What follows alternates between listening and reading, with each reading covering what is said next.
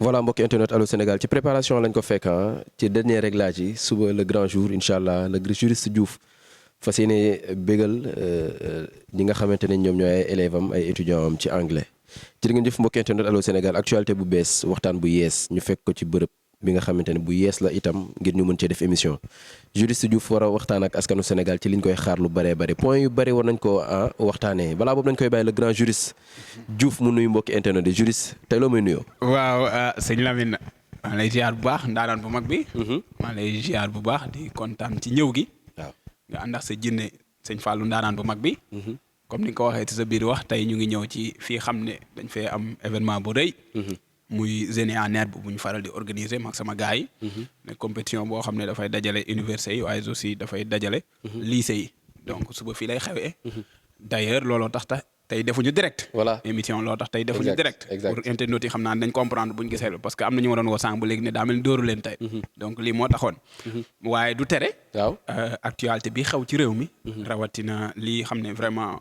moo xewoon foofu ci assemblée nationale. exact xam naa tamit moo tax xam naa nga ñëw. bett ma ne faaw ñu wax ci. waaw faaw ñu wax ci mais garaawul quoi. waaw bu ñu doon tey gars yi. bett nga ma mais amul benn problème. voilà tey gars yi ñooy suñu sponsor leader ak. Vision Plus waaw surtout loolu Vision Plus. waaw ñu ngi ci ginnaaw ñu ngi ci biir émission bi ñoom waaw wallaay ndeysaan. ñoom lañ ko may tey. waaw mais fi mu bëgg ñu njëkkee ko comme que dañ la fekk ci activité yi. xam naa ni xaw ngaa sonn. waaw mais du ñàkk dégg nga député Thiès bi li mu def. muy Thierno Alassane Sall. demoon élection présidentielle. ak ci ni mu ko demee ak ni mu ko ñàkkee. di kat tey nga gis kàddu yu mu yëkkati le président Ousmane Sonko. tontu ko. à la manière sénégalais yëpp ñu ngi koy statut. le grand juriste tey lan nga jàngat. ci waxu Thierno Alassane Sall mi nga xamante ni tey jéem na sax accuser le président Ousmane Sonko ne ko fonds politique yow yaa waxoon dafa xaraam. waaw sëñ Lamine. xam nga Thier li may faral di wax ci moom. wala li ma waxoon ci moom yëpp waaw honorable Thier mën naa ko may loolu am benn problème. waaw li ma waxoon ci moom keroog émission bi lépp ñëwaat na. te li may faral di wax ci moom aussi tamit lépp ñëwaat na. histoire chaque instant daf ma ciy may raison. xam nga Thier tey da ngay gis ne Thier dicté préparé la def maanaam Thier avant muy ñëw tey. ci ndaje ma. waaw waajal na boppam démb ci guddi nelawul. comme député yëpp d'ailleurs. surtout moom. parce que dafa nekkoon premier face to face entre moom ak Ousmane Sonko. depuis bi ñuy faloo ba léegi Thier day daw Ousmane Sonko bi mu ñëw ci DPG bi. Thier waxul li tax waxul xam na ko. mais tey. fallait mu jéem a def la différence. looloo taxoon lu ci mel ni démb ci guddi mu ngi rey boppam. préparé wu nag. yaakaar ne bu ñëwee dina humilier Ousmane Sonko. mu waajal boppam tey ñëw def costume def cravate ñëw xam nga jaay la classe. ñaangalu jël la parole ma ne kontaan naa. parce que Thier dégg na ma. parce que émission passée nee naa ko Thier ngir yàlla yonente bi xanaa bii di nga dëggal sa bopp. di nga dëggal sa bopp wax. parce que may nañ accordé nañ leen loo xam ne daanaka masta am tey yokkal nañ leen ci seen temps xanaa yow Thier nag di nga dëggal sa bopp wax jàkkaarloo Ousmane Sonko wax mu nekk une première fois. comme yow poste rek nga fi nekkoon bind rek. tey am nga opportunité jàkkaarloo Ousmane Sonko nga wax li nga xalaat tey suñu borom dogal mu dégg ma nag. mais avant may ñëw ci li mu wax. waaw ak li ko président Ousmane Sonko tontu. waaw. kaddu yu Thierno Alassane Sall est-ce que xaaroon nga ko foofu yow déjà. xaaroon naa ko foofu li mu wax lépp man loolu laa xaaroon ci moom bu waxul woon lii amul leneen lu mu war a mën a wax. parce que lan moo tax xam-xam bi fa nekkul. waaw xam-xam niveau bi. xam-xam am na fa mais arrogance moo ëpp. arrogance nekk na nit ku am xam-xam mais des fois mën nga arrogant ba sa xam-xam arrogance bi moo koy nëbb te loolu daf koo dal. il est très arrogant. ci arrogance boobu est-ce que mën nañu cee dégg lu mu dencal Ousmane Sonko. waaw si. am na lu mu dencal Ousmane Sonko parce que li mu dencaloon Ousmane Sonko moom la téye dugal ko ci xol bi téye ko ba looloo d'ailleurs looloo tax mu indi question bu rëy boobu naan yow yaa waxoon fonds politique dafa xaraam autrement dit que ne yaa ko waxoon waaye yaa ngi koy utiliser. alors que Ousmane Sonko mos ta wax lool moo tax tey Ousmane Sonko daf ko waye di loo te est-ce que xam nga ne Thier moo jëloon place Abdou Mbow tey toogaay Abdou Mbow rek la toogee woon. bàyyil Abdou Mbow surtout reetaan bi may na bàyyil Abdou. Sonko daa xam moom ba mu reetaan ne nii parce que boobu gàcc képp moo ko doon rey gis nga su ma doon pousse jaar ci porte bi génne assemblée nationale da koy def ndax gàcce. tey bi mu waxee xam nga Ousmane Sonko comme di sëñ Cheikh sama sëriñ daan faral di wax rek. bu nit di jàng wax yow jamal jàngi tontu. Ousmane Sonko moo dàq tontu Sénégal. homme politique bi dàq tontu Sénégal mooy Ousmane Sonko.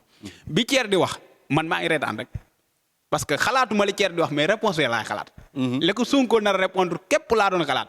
Thier wax na ay fonds politique Thier wax na ne bi ngeen ñëwee ba léegi li ngeen waxoon pourcentage bi ngeen génnoon wala chiffre yi ngeen génnoon ci dette bi yéen da ngeen koo yokk wax lu ko neex. waaw bi ngeen ñëwee ba léegi 11 mois réew mi doxul wax lu ko saf. mais loolu askan wi ko sant. kenn sant ko moo ko sant boppam mooy li mu répété li mu doon répété démb ci mais est-ce que guddi. dafa yàgg a toog ci plateau yi gars yi di kaas naan Sénégal doxul dara doxul 11 mois. non du loolu parce que moom benn convention gars yi si ñëwuñ ko. nekkoon na fi te dara doxul Sonko wax na ko tey waaye sëñ Lamine bi mu ñëwee wax ay waxam wax ba dem Ousmane Sonko bi mu jëlee kàddu Ousmane Sonko dafa am ay termes techniques yoo xam ne moom kese moo ko moom.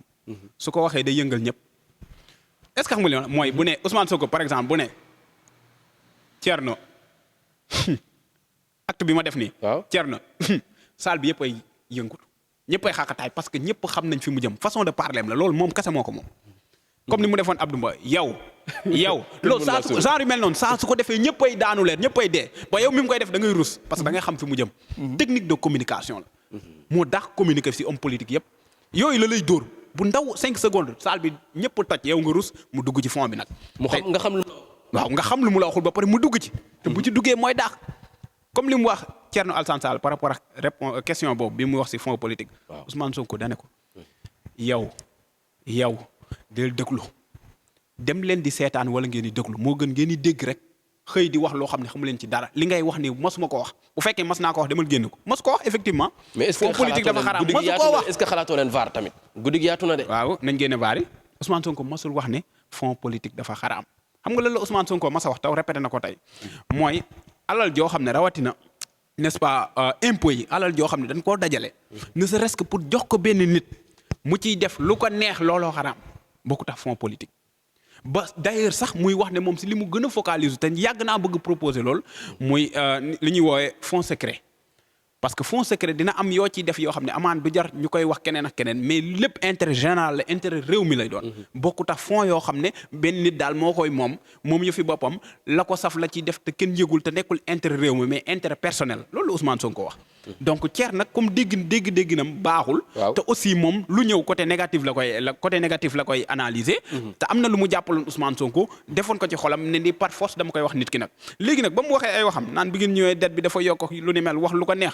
Ousmane Sonko ne ko xamal ko carrément ne ko ñun au moins jël nañ ay engagement mais yow nekkoon nga fi bi nga fi nekk lan moo tax dénoncé woo saa ay na mit bi nga fi nekk dérive yi ngay wax ni yëpp fii la ëppee woon yéen a fi créé ay agence yi xam ne ce sont des agences budgétivores looloo ko tax génn ci état bi tamit. déedéet loolu tax loolu mu génn ci état bi parce que ba mu fiy nekk dérive yooyu doon na am mais daan ko dénoncé dañ ko dugal ci benn dossier loolu tax mu génn loolu bu ma ci ñëwee beneen débat lay doon mais li ci ëpp importance mooy tey li ko Ousmane Sonko wax xamal na ko carrément ne ko yow bi nga fi nekkee. nekk fex Macky Sall. doon nga gis loo xam ne waroon nañ ko dénoncer mais mosoo koo jéem a dénoncer te ñun bi ñuy nekk opposition lañ commencé ba fi ñu toog nii. te au moins am nañ courage joxe ay propositions au moins am nañ courage jël ay engagement teew bi nga fi nekk mosoo koo jël yow daal gongo xamoo ko loolu ma ci gën a neex ci wax ji. gongo gi. xamu ko te li gongo saf na ci. keroog wax naa ko émission nee naa leen Thier mooy genre nit koo xam ne maanaam seen xol moo mel noonu bëggul ko jiite moom le fait que newoon naa leen Thier war a taxaw. ne monsieur le ministre loolu monsieur le premier ministre loolu sax mën na koo déranger ba tey sax ba mu ko cofee sax répété wu ko parce que xolam lay metti le fait que kilifa gi toog mu xam ne Ousmane Sonko suñu borom moo dogal tey moo nekk kilifaam. da ko daan bañ di ñàng lu ne mu wax ko. gars yi bañ Ousmane Sonko moom xolam bon ci Ousmane Sonko tey suñu borom dogal par force dafa ñëw malgré moom tey ñëw bi du ñëw boo xam ne dafa bëgg a ñëw de. présence am nekkul woon lu ko neex obligation la woon pour mu ñëw. loolu tax mu ñëw jéem a jàkkaarloo Ousmane Sonko ba mu waxee ba pare réponse yi xam ne moom la recevoir dootu ko déggati ci àdduna gàcc gu metti la ci jëlee. comme ni ko Ousmane Sonko waxee. parce que dafa fekk contexte bi mu jël contexte bi dugal ci leneen loo xam ne yoonam nekku ci par rapport ak actualité. parce que lii tey question d'actualité la woon question d'actualité moom mu ñëw bëgg def hors sujet. ndax lan parce que dafa am lu mu jàppal nit ki. waaye nit ki daa xamul ne nit ki moo daa ko tontu ci àdduna. moo tax nit ki xamal ko carrément ne ko yow Thier ñëpp war a wax sauf yow. parce que lii ngay dégg yi ngay wax fii yépp réew mi metti gi mu metti ndërmeelu gi mu ndërmeelu prix denrée de première nécessité yi. yéen ñëpp yéen a ko yokkoon te jamono yooyu yaa ngi fi mosoo koo dénoncé. tey nga ñëw nag bëgg réew mi si 11 mois wala ci 10 mois ñu def fi loo xam ne yéen pendant 12 ans yow ba nga cay nekk ba nga ci génn ñoom defuñu ko fi kon loolu mënta ne. te wax na dëgg. saa waay rus am gàcce nag. ba fi mu ne nii gëm naa ne mu ngi jooy ba këram. Thier mu ngi jooy ba këram ndax gàcce gi mu am tey mosu koo am. mais Thierno tamit ndaw la lu ñu yónni rek askan wi ko yónni ci kanam Ousmane Sonko mu ñëw déposer lettre am. kenn yónniw ko Ousmane Sonko tamit. kenn yónniw ko Thier kenn yónni ko moo yónni boppam. parce que Thier bul fàtte ne moom ñaari nit la am. Thier ñaari nit la am moom la ak Abdou Mbaye ñoom ñaar point. Thier tey bu demoon élection ñaar lay am mooy lan moom mooy votel boppam ak Abdou Mbaye waa këram sax duñ ko votel noonu la fa tëddee.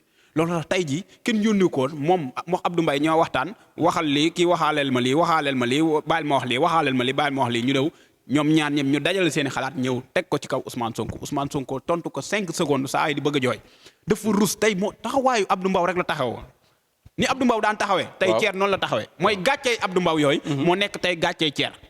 parce que Abdou Mbow moo la daan may bii bu ko Sonko tontu ba pare mën a nii reetaan boobooy am naa gàcc tey Thier taxawaay boobu la taxawee nii bi ko Sonko tontoon nii ne ko mosuma wax fond politique dafa araam saa yi nii ma ne ko yàqu nga de fii du poste. waaw assemblée nationale. waaw boo ko tax poste yi Thier daan def. parce que boo defee poste Ousmane Sonko amul jot répondre la mais tey da ngay jàkkaarloo Ousmane Sonko. nga wax Ousmane Sonko war laa tontu. moo tax ma ne des fois ku si dul xalaat tontu Ousmane Sonko rek loo neex wax la. assemblée est-ce que doowul woon neex ñu branchel kii micro ñu bàyyi débat bi comme ñoom ñaar nañ ko xiifante woon. loolu doonul woon dàq biir assemblée. non dañuy répartir kii bi ay normes la règlement intérieur waxul lool. non mais pas pour assemblée mais tey bu ñu ko defoon noonu est-ce que du dàq ci ñoom ñaar. Sonko kii ni nu mu tudd Tass Thierno Alassane Sall c'est que Jean Michel la ñemewul nan lay ñemee Ousmane Sonko.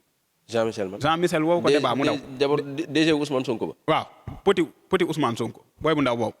kookoo woo Thier ne ko kaay ñu waxtaan si li nga wax te xamoo ci dara. problème mu affaire bi nga dugg te maîtriser woo ci dara ñëwul ñu waxtaanee ko saa waay daw res yónni ab kii nii nu mu tudd copain Mbaye muy def ay post di leeral. segam booy bu ndaw boobu nga ñemewul amul kenn ku ñeme Ousmane Sonko moo tax ñenn kilifa yi tey ñu ci bari ñëpp a daw ñëpp a laale. loo tax tey Thier na baal ma guerre bi comme gars yi dañuy daw tey. yëgoon na ne gars yi dañuy daw. muy jéem a guerre bi ba mu duggee ci guerre bi daa pëtëx moo njëkk a dem ardo tey. tey moo njëkk a dugg ardo. Thier moom la Sonko njëkk a duggal ci saako yi. Sonko contre tous la woon. maa la wax loolu te li ci gën a ne mooy avant Thier di wax.